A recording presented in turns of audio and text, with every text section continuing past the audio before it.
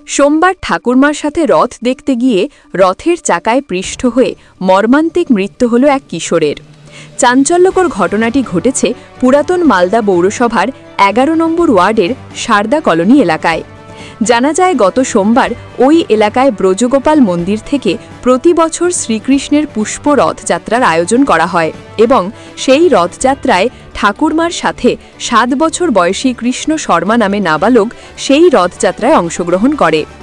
রথ পরিক্রমা করার সময় কৃষ্ণ শর্মা রথের ওপরে বসেছিল এবং রথ চলার সময় পুরাতন মালদার মঙ্গলবাড়ি ঘোষপাড়ার কাছে মালদার নালাগোলা রাজ্য সড়কের হঠাৎ করে ওই রথে বসা ওই নাবালক নিচে পড়ে যায় এবং তার ওপর দিয়ে রথের পেছন চাকাটি উঠে যায় এবং রক্তাক্ত অবস্থায় আহত ওই নাবালককে রথের ভক্তরা তড়িঘড়ি করে মালদা মেডিকেল কলেজ হাসপাতালে নিয়ে গেলে কর্তব্যরত চিকিৎসকরা মৃত বলে ঘোষণা করে।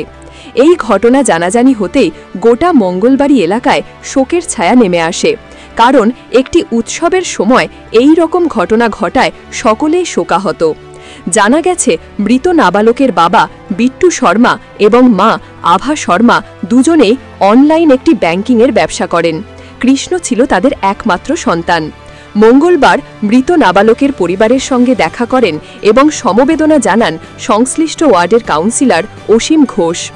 আমার ভাস্তা ভাই। কি করে এই ঘটনাটা ঘটলো?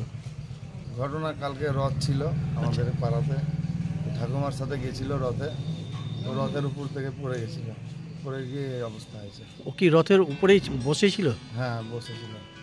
আচ্ছা, রথের সামনে পড়েছিল না পেছনে? সাইডে পড়েছিল। সাইডে না?